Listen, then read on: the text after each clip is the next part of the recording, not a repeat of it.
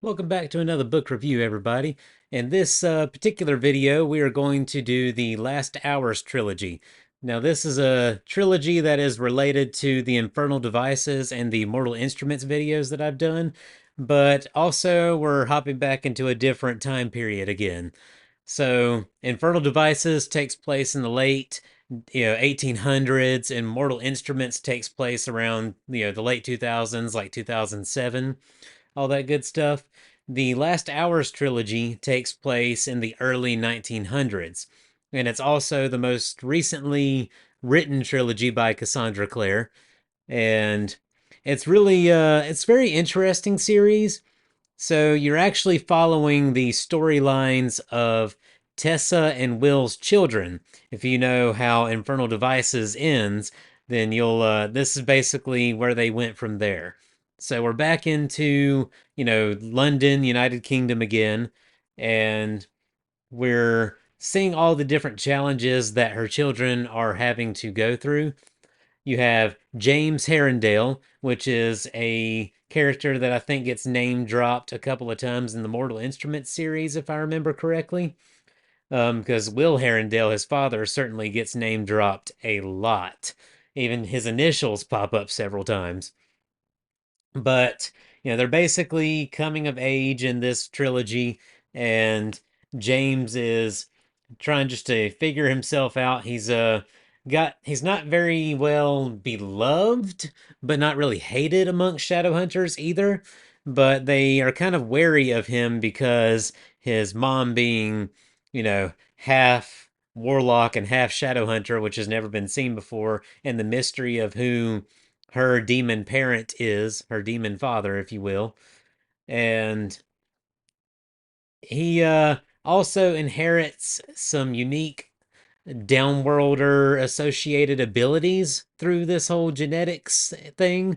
He has the ability to turn into a shadow. He can even pass through walls if he so chooses. And he can even turn invisible, if I remember correctly. But yeah, the Shadowhunters are pretty well wary of him. And so he kind of has to go through this way of proving himself and his loyalty to the Shadowhunters, things like that. But you also meet a character named Cordelia Carstairs, and she is the wielder of a famous sword known as Cortana. And I didn't mention it in my Mortal Instruments series, but the Emma character that you're introduced later in that series, who also bears the name Carstairs, is wielding the exact same sword. And that sword is said to have been forged by Wayland the Smith himself. And what's notable about that is that he's also credited with forging the sword Excalibur and another famous sword from history and all of that. And as you go through the series, you learn that the sword Cortana has, its own kind of certain level of consciousness, and it has an ability to choose who wields it, if that makes sense. It's also got an inscription on the blade that pretty much ties it to Excalibur and all those other things, and just really quite fascinating. But the characters in this story are just kind of grappling with trying to find their place in this world while also dealing with the dramas of the time period, because they really delve deeper into the whole, you know, you got the higher class and you got the servant class, and it's all about reputation. Very Downton Abbey, Bridgerton-esque type stuff. And so they're having to deal with the society of the time, and then of course they're having to deal with whatever demonic threat is happening at that time. It's also in this trilogy that you finally learn the identity of Tessa's father, and that is a greater demon known as Belial, who is yet another, just like Asmodeus and Azazel, the demons I've mentioned in my earlier reviews. They are among the nine princes of hell that originally fell from heaven along with Lucifer. And it's really quite interesting because you get a sense of how he's pulling the strings in the background. He has his own diabolical plans, and you finally meet him at the end of this book, and he's basically giving James an ultimatum. Like he wants to possess James's body in order to be capable of entering our universe, pretty much. And because that was a part of the condition when he fell from heaven, is that he was pretty much banned from light altogether. And so if he himself went out into our universe, he would just basically fry, if you will. But so yeah, his plan is to possess James in order to actually be able to inhabit the world and wreak whatever havoc he is trying to wreak in our universe. But he is also accompanied by Cordelia, and they end up going into a dimension that was overtaken by demons. It's not Edom, it's a different one, and I can't remember what the exact name of it was, but Belial basically stole it from another greater demon and then influenced all the particles of that world to obey him. And just a level of scale and power that this character has is just unlike anything I've ever read before. But through the events of this book, you deal with another new species of demon known as the Manticore, which is basically a play on Manicore, which is, I believe, a creature from Greek mythology and has like all these different animal parts, but it's also a poisonous demon and etc. etc. They're having to deal with that. You also get the mention of Pixis boxes again, which are able to contain demons. But by the end of the conflict of this story, you Cordelia is able to wound Belial with her sword Cortana, and it is literally the only blade that they had that was capable of doing so. And you eventually learn that while this wounded Belial, he's not done yet, and that in order to truly take him down, he needs at least 3 wounds from the blade of Cortana in order to finally be taken care of, at least for a while, because the unfortunate catch to greater demons and beings of that level of power, because they were at once angels, um, is that they may be killed and destroyed or whatever. Their particles spread out across all existence, but eventually, it just may be several hundred years or thousands of years. Eventually, they will come back together and reemerge at some point and start causing trouble again. You can't truly permanently kill a greater demon. But more on that later. You also start to learn that Lucy, which is another character introduced in this book and sibling to James Herondale, she has a unique ability that comes from her mom as well. She has the ability to command ghosts and the dead to do her bidding. And there's all kinds of morality problems that come from having that kind of power because you interact with quite a few ghosts in this series. And one character that makes a reappearance is Jessamine, which is a character that lived and was killed in the Infernal Devices series. She is now a ghost inhabiting the Institute of London, basically as its protector. And one thing I didn't mention in the Mortal Instruments review is that when the Endarkened, as it was rumored, when the Endarkened went to attack the London Institute while they were attacking all the others, something prevented them from overtaking the institute, but they didn't specifically mention what. And I personally believe that Jessamine had something to do with that. Because at the point in the series at the end of Infernal Devices, she's not able to go much beyond the steps of the Institute. But in this series, she kind of has the ability to kind of go a little bit further from her death spot or her room, pretty much. And I'm going to go ahead and hop into the second book of this series. So the first book was Chain of Gold, if I forgot to mention that. Also love how aesthetic these covers are. And also keeping with the trend of the spines making one image, like with some of the other series I have here. The second book, and I also believe it's Cordelia on the front of that cover. The second book, I believe, has Lucy on the front here, and this is Chain of Iron. Now, there's another character I forgot to mention in this series named Grace, and she's a problematic character because she is a love interest for James, but at the same time, Cordelia is in love with James. So it's kind of sort of a love triangle, but it's a bit more complicated than other love triangles you've probably seen in other movies and books. So basically, in order to protect their reputation, because it's improper, oh my God, improper, if a man is alone with a woman that he is not married to, regardless if they did anything or not, you can't, no, don't do that. So to protect their reputation, they basically, in front of all the eyes of the Clave, James and Cordelia said that they were going to get married. So they end up getting married, but at the same time, James is apparently in love with Grace, who is from his childhood, and there's a whole bunch of convoluted things with that. You have a character named Tatiana, and Grace is Tatiana's ward. And Tatiana is a character that you meet briefly at the end of Infernal Devices, and due to some things that took place in that series, Tatiana has an absolute all out vendetta against the Lightwood family, against Will, against Tessa, all of them. And she will do literally anything to take them down, no matter who she hurts in the process.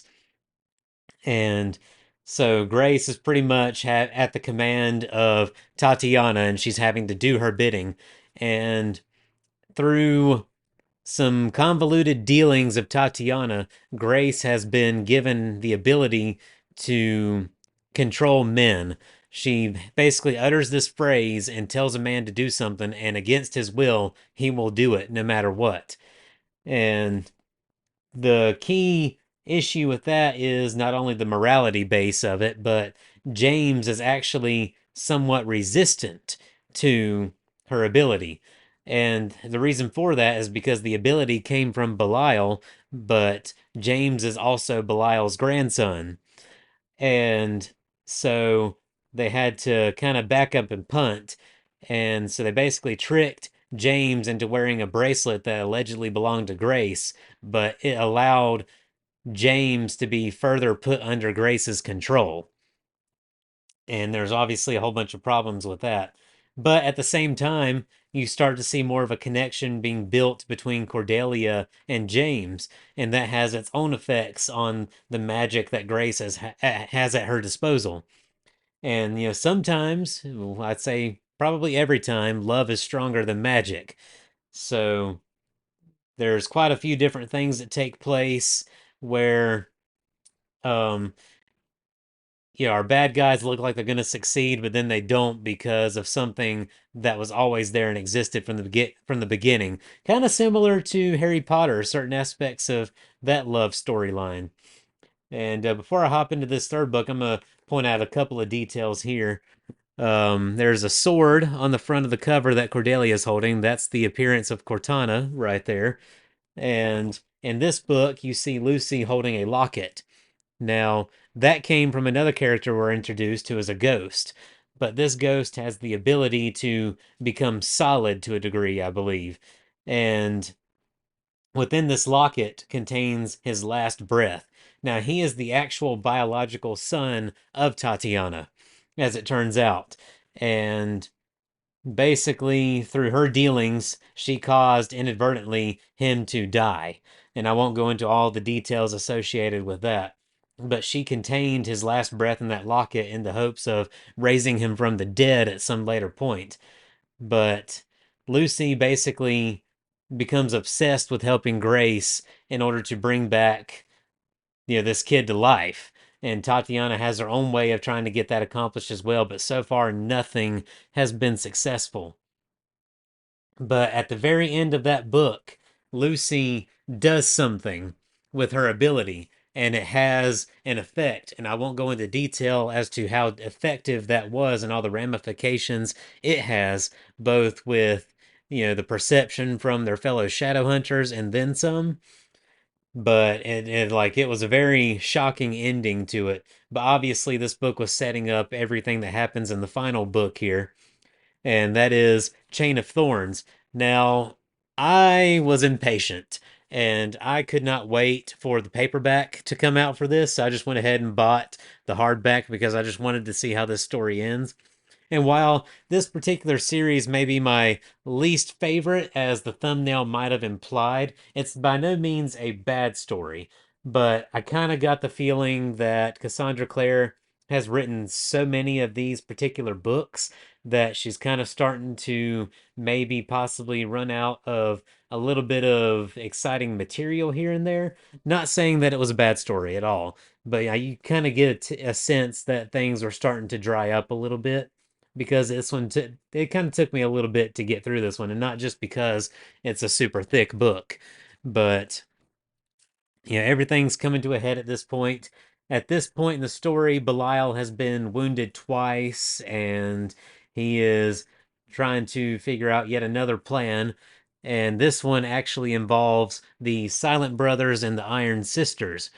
And I won't tell you to what end they play in his plan, but when it's like fully like laid out there and described, like the scale of everything, like it is just crazy what he does with the Silent Brothers, because the Silent Brothers that aren't actively walking around and performing tasks and, archiving this, that, and the other are actually laid to rest. Like, when you become a Silent Brother, your body is literally arrested in the state that it was right before you became a Silent Brother. So, like in James Carstairs' case, he was basically arrested with the demon poison still in his body. It was just no longer killing him because his body was pretty much put on pause, if you will.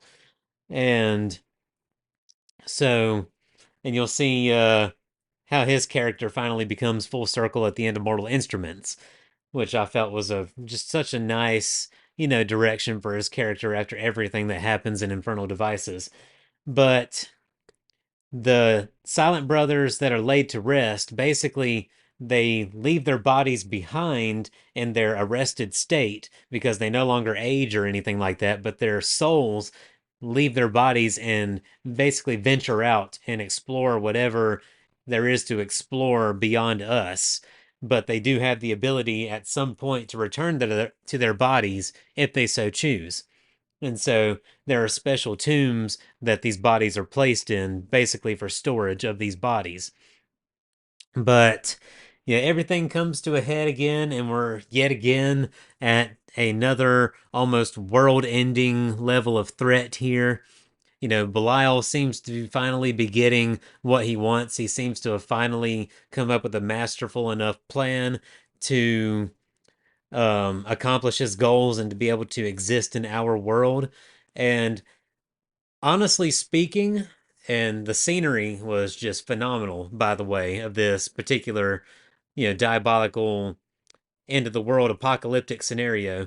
But I kind of, in my mind, predicted how they were going to solve it a little bit before they actually did. And I was like, huh, okay, I guess that right. So I won't tell you what it is because there was a lot of steps to it, and it was really fascinating way that they took care of things. And yeah, it's a really good read, and it has a good happy ending, and I think everybody ends up where they want to by the end of it. And certain things are a little bittersweet and left unsaid, but that was because there was an understanding between certain characters. Certain things didn't need to be said because everybody was on the same page at that point. But yeah, I definitely enjoyed this series. So I am gonna hold off from doing a video on the Dark Artifices series because I still haven't read the third book in that trilogy, but I just recently got a hold of it. So hopefully one of those reviews will be coming before long. That's actually the most recent series in this universe that I've read, so hopefully it'll still be fresh on everything by the time I finish that third book. But yeah, I hope you guys enjoyed this video and everyone has a great day.